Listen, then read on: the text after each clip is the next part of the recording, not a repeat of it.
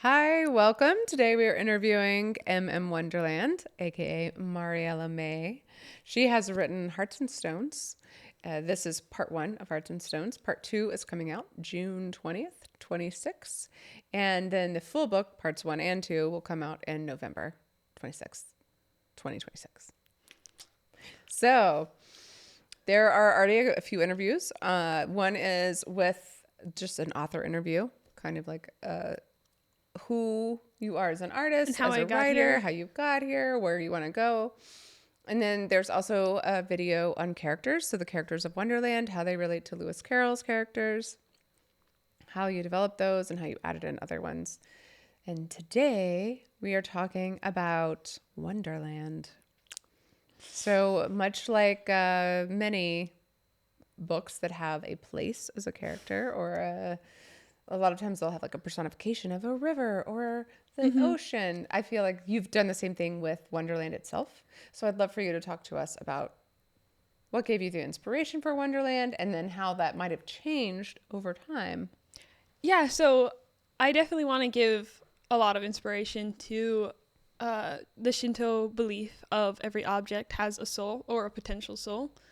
And I find that fascinating. And I especially find that fascinating about land and land kami and how the land itself that we're on has its own individual spirit. And I find that very true and fascinating in a lot of ways. I think there is a level of, I don't know if it's consciousness, but like life to every object. And I think I really wanted to play that out in a more visceral way in Wonderland. You don't really meet the personification of Wonderland until part two. So when you started writing Hearts and Stones, did you know that's where it was going to go, or is that something that developed as you were writing? That was definitely something that developed as I was writing. Okay. So I had very, very few ideas when I first started writing it. And it was actually a much later thing. I think it was in like the second draft that I first brought in Wonderland as an entity. Mm-hmm. So how does Wonderland relate to the characters? Like, does it have favorites? Does it help or hinder them? Because I know we talked about in the characters interview that the characters are affected by the storytellers, but how do the storytellers interact with Wonderland? So the fascinating thing for me about that is I think Wonderland is kind of in a lot of ways a almost memory drive for a lot of things. So Wonderland keeps all of the positions and titles and understandings in order and holds them all closely. And the storytellers are underneath Wonderland in a hierarchical power system because they are obviously determined by the world that they affect, and the world they affect is determined by them. And the most fascinating thing is Wonderland is the one to create fate, but not the one to manipulate it. Oh. So, yeah. Interesting.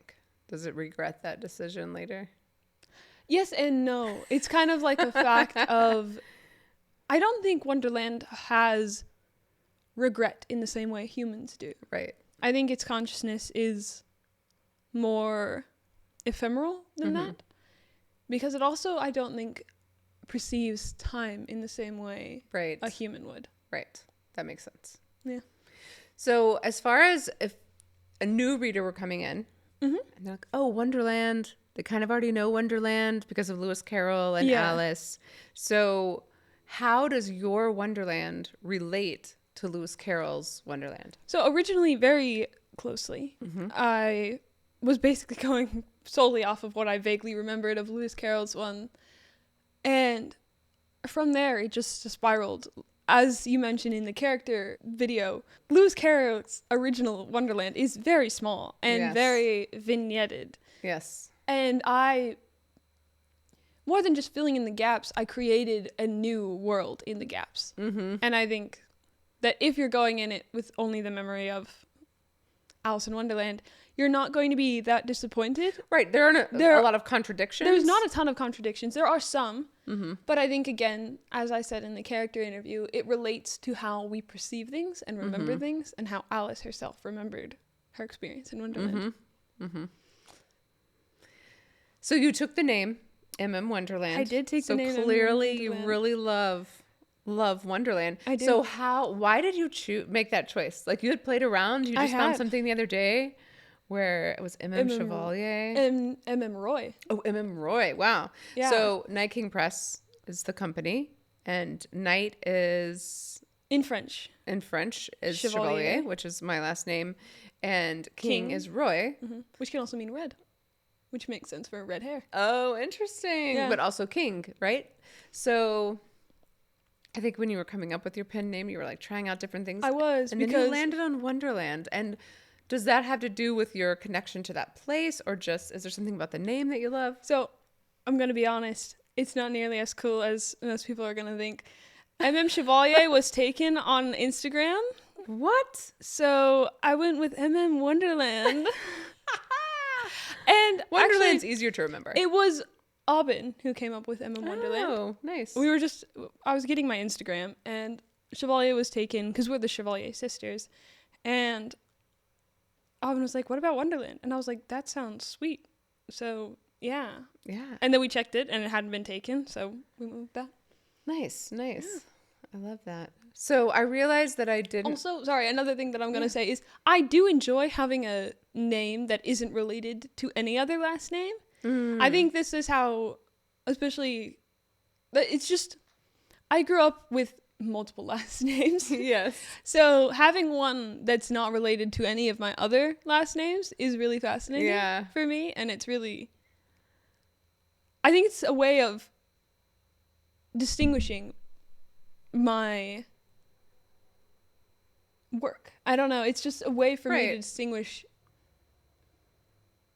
almost internally how it feels, like the separation between M.M. Wonderland. It's not like a different person. Right. It's me, obviously.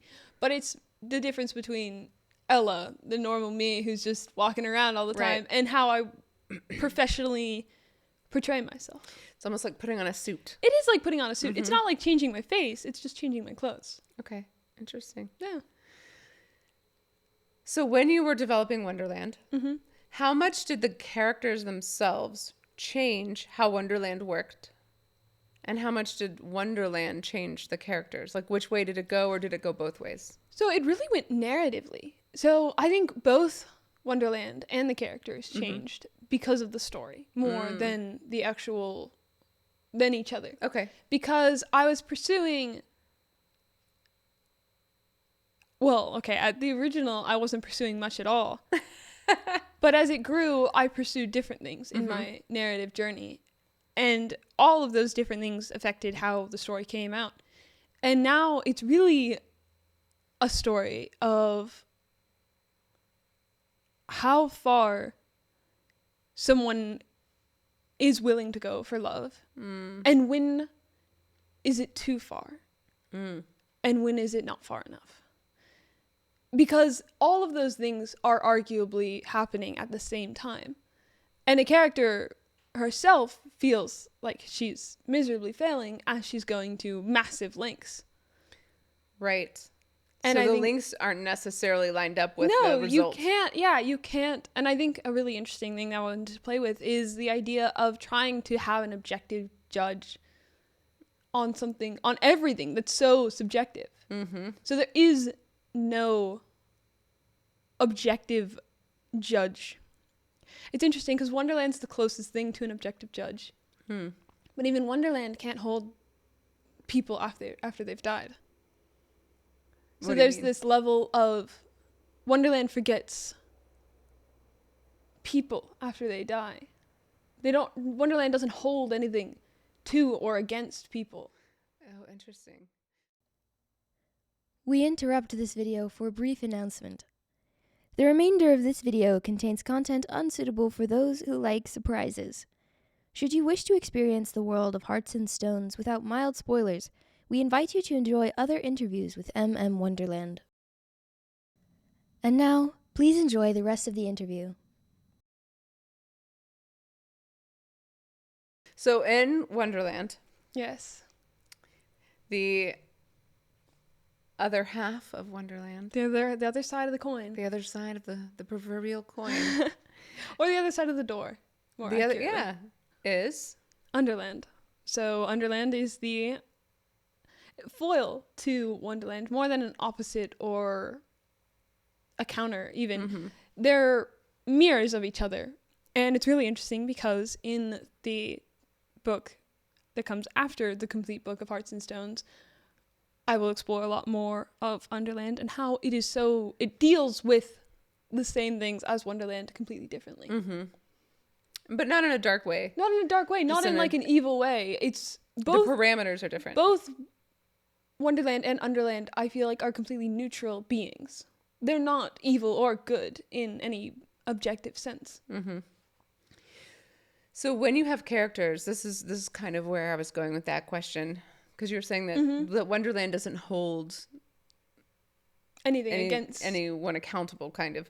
So well, it can't. It really doesn't care after. right, Yeah. it was just an experience, and it happened, and it allowed it, and so characters go to Underland after they leave Wonderland, and then they can return Through the pit. to Wonderland, and so when they return, it's like clean slate, totally new. Yep, totally new. So they return as a completely different being, whether that's an animal or not plants. There's a vast reason why plants are not also the same, but animals and every living character can come back as any other living character. Nice. Yeah. But through going through the pit, you do forget everything of your previous life, and you forget any connection of any association you had with fate. So when Lamb develops her relationship with Wonderland, when you were writing that, did that change how you viewed Wonderland, or did that relationship happen because you were already viewing Wonderland differently? I think it definitely changed the way I viewed Wonderland. I think I hadn't really thought of it in a tactile way before. I hadn't touched it Right. nearly as much until It's kind of backdrop. yeah, it really was. And it's fascinating because throughout the story you have the higher emphasized backdrop of the storytellers, and Wonderland is barely even referenced as a possible entity. And so you really don't think about it until much, much later. And you think of the storytellers as a much higher level of influence. Yeah. But even the storytellers were influenced Definitely. by Wonderland and restricted by Wonderland as well. Well, it's a fascinating world. I love that there's an Underland. Yeah. I love the relationship that you develop between them in the second book. And I love that you took this, in my mind, Lewis Carroll's is just a rough sketch, and then you have taken it and you've made this complete diorama. You see all the little people. We see all the little things. You can keep looking and you keep finding things. It's very different types of stories. Like, again, Lewis Carroll was writing and for me, Lewis Carroll's story is factual in the world. It's just a narrative told through the eyes of a child rather than a narrative told through the eyes of Wonderland. Yeah. Well, no, not through Wonderland, technically. Or through the eyes of, like, an objective observer. Yeah. Technically, the author of the narrative in the story is not an objective observer. True. Even in your books, the narrator is not objective. It's not objective. It is third person. Sort of like with Alice. Also not objective. Also not perfect. Interesting. Yeah, I really wanted to play with this idea that a fake story can't be wrong. Yeah. And I think people really get up in arms about narrative retellings. And I think there is a level of respect I pay to everything I draw from, but there is also a level of it was a fake story to begin with. Yes. And I want to prove through how I tell the story that even my story is a fake story. Mm-hmm. And I find this fascinating when people try and compare stories and like, oh, a character from this world would beat that world, like a character from that world because of all of these things. And I'm like, you can't compare that because narratively, both of those things are unreal and obviously couldn't coexist. So I think my meta thing I'm trying to prove with Hearts and Stones is that everything's a story. And even our own reality. In a lot of ways, yeah. And I think just letting go of the idea of objective truth in a judging way. Right. Like, I think objective truth in like trying to hold yourself to a higher belief or a moral, like I think that's very excellent. But I think when you're trying to judge someone with this idea that you have, or that you understand that the you objective understand truth. them, yeah. And I think that's what I'm really trying to prove with having a slightly unreliable narrator. Yeah, interesting. Yeah. So do you think that after you're done with writing your books and making these movies of Hearts and Stones and its sequel, that you will stay in the land of Wonderland, or do you think that you will move into other projects? I definitely have other projects planned. I might not wait so long to work on some of them. There are definitely ones I have in tandem with the movie and the written will be released in tandem, hopefully. Right. So Storytellers collection is also set in Wonderland? It's also set in Wonderland. And I'll probably be working on that as I'm working on the movies for Hearts and Stones. But after that, I do have a couple stories lined up. And yes, I hope to bring all of them to the wider world. Nice. Well, I cannot wait to, in a decade or so, ask you about your other worlds. Yeah. I know you've talked about one of them that you started writing, and it's fascinating. Yeah. Also a fascinating world, different parameters, different system. But yeah, it's really wonderful to explore truth through fantastical places. Yeah. I think especially with what I'm trying to tell a lot of the times is how I feel like so many people think something greater than them is angry at them.